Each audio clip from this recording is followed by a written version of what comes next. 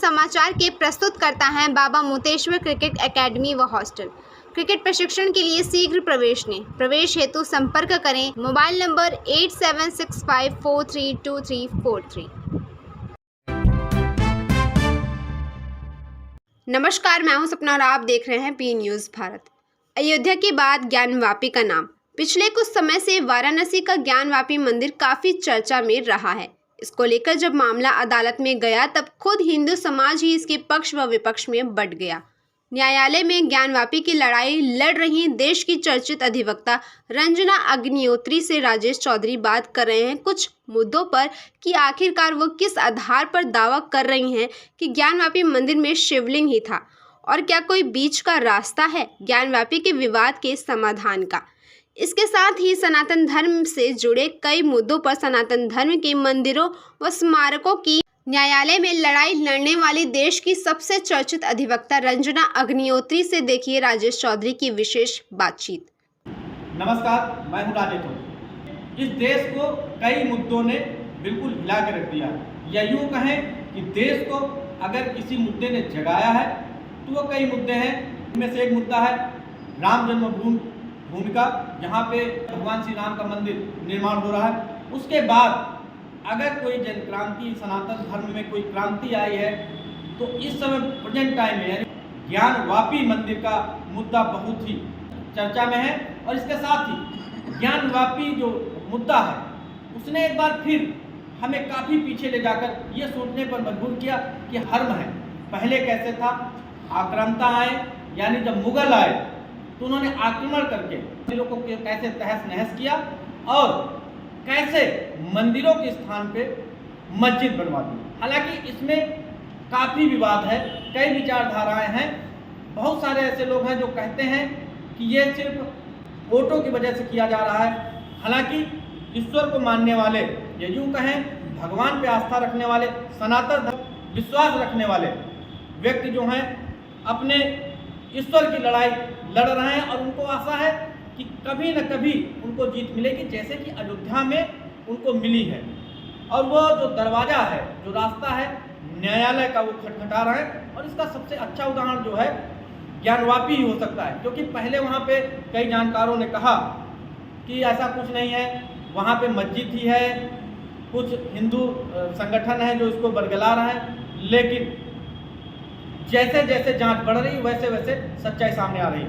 लेकिन आखिर कौन है सूत्रधार, कौन है जो ऐसे मुद्दों को सामने ला रहा है जिससे ऐसा लग रहा है कि वास्तव में जब मुगल आए उन्होंने हजरत को, मंदिरों को तहस नहस किया।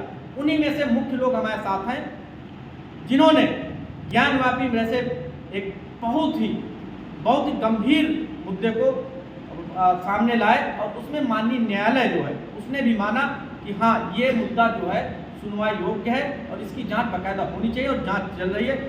ज्ञानवापी के साथ साथ मथुरा और गौशाला भी अब उसी श्रेणी में आने वाला है। यानी जैसे जैसे समय आएगा हम एक और अयोध्या जैसी ही संघर्ष या यूँ कहें एक और मंदिर निर्माण की कल्पना कर सकते हैं। उन्हीं जो लड़ाई लड़ रहे हैं सनातन धर्म की रक्षा के लिए, उन्हीं में से कुछ लोग हमारे साथ हैं, यूँ कहें कि अगुवाकार हैं। उन्हीं से बात करते हैं और जानते हैं आखिर उनके मन में ऐसा क्यों आया कि वो उन मंदिरों को चुने जो विध्वंस कर दिए गए हैं। क्या उनको जीत मिलेगी? ये कुछ ऐसे प्रश्न हैं मन में जो जानने की इच्छा होती है हर भारतीय के मन में। सबसे पहले तो मैं आपका स्वागत करता हूँ अपने चैनल पे।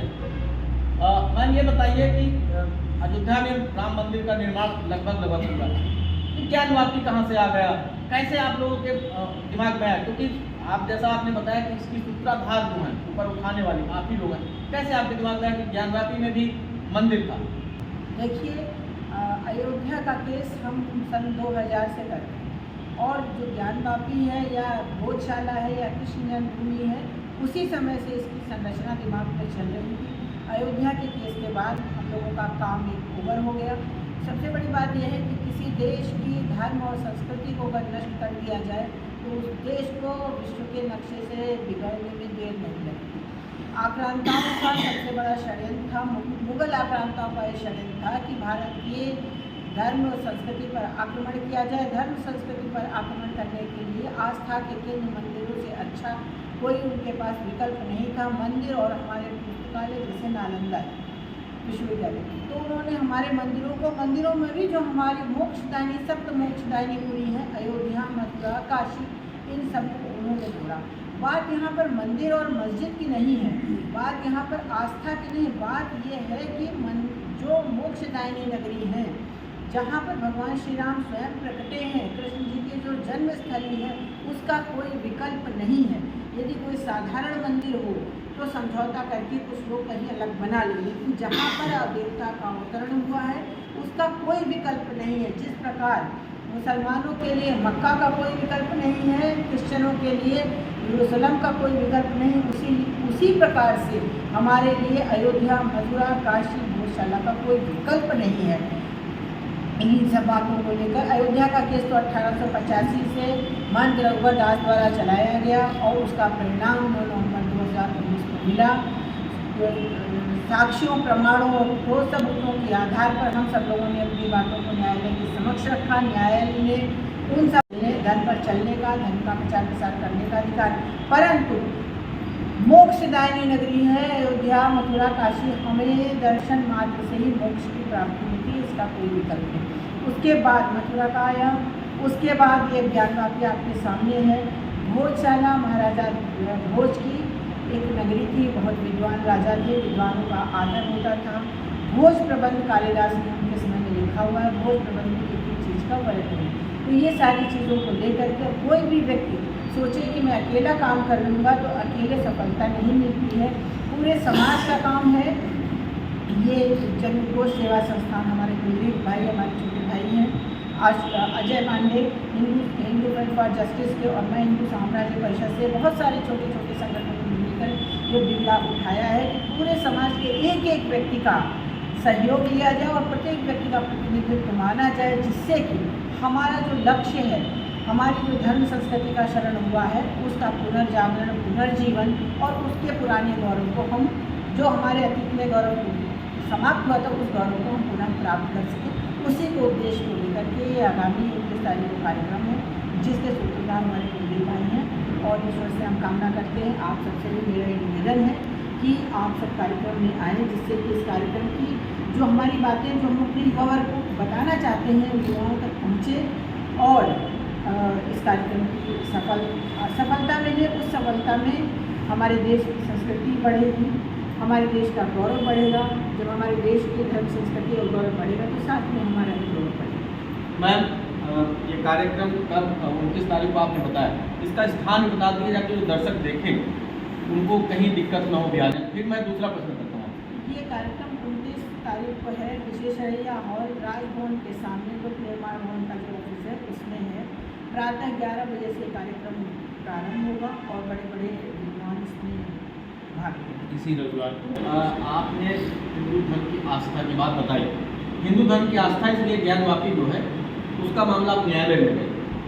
कुछ जानकारों का कहना है, या कुछ लोगों का कहना है कि वहाँ पे ऐसा कुछ नहीं है, सिर्फ विवाद खड़ा किया जा रहा है। क्या सबूत हैं? क्या मतलब अदालत में आपने सबूत दिए होंगे, लेकिन ऐसे कुछ बताएंगे हमारे दर्शकों को क्या सबूत हैं? आपको अदालत जाना पड़ा तो उसका सबूत होंगे तभी नहीं होंगे।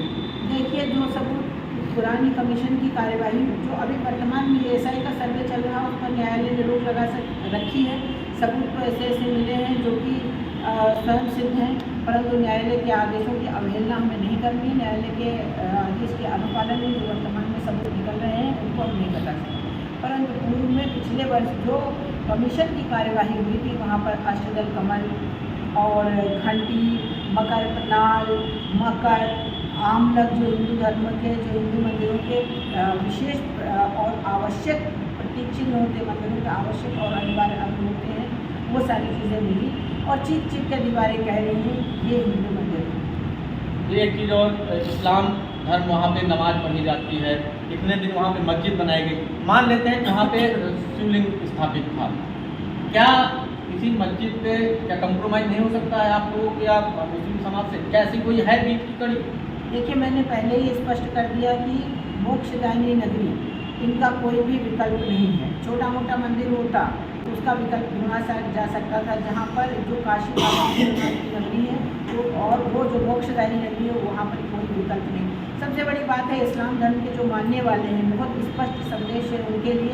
अगर वो कुरान को मानते हैं, मोहम्मद साहब के जो दिए गए प्रीचिंग्स हैं उनको मानते हैं, तो कुरान शरीफ के हिसाब से, मोहम्मद साहब के प्रीचिंग्स के हिसाब से किसी की दूसरे धर्म की ज़मीन को हड़प करके वहाँ मस्जिद अगर तामीर की जाती है तो खुदा को नाजिल नहीं होती है।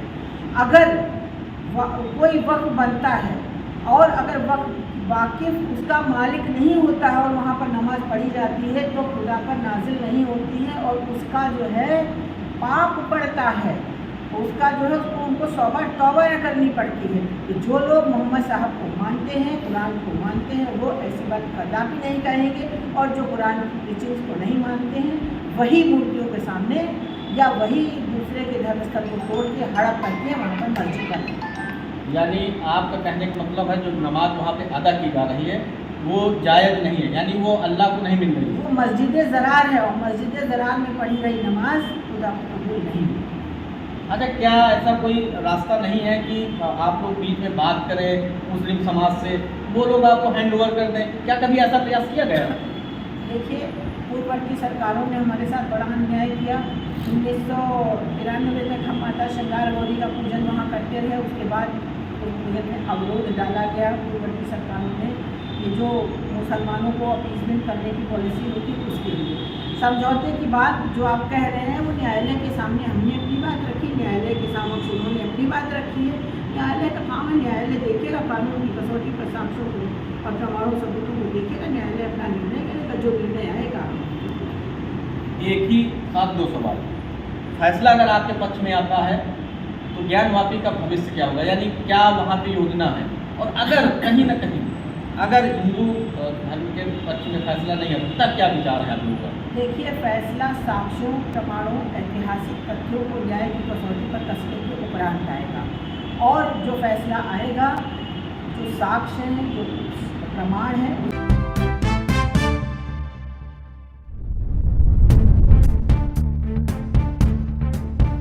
इस समाचार के प्रस्तुतकर्ता हैं बाबा मोतेश्वर क्रिकेट एकेडमी व हॉस्टल।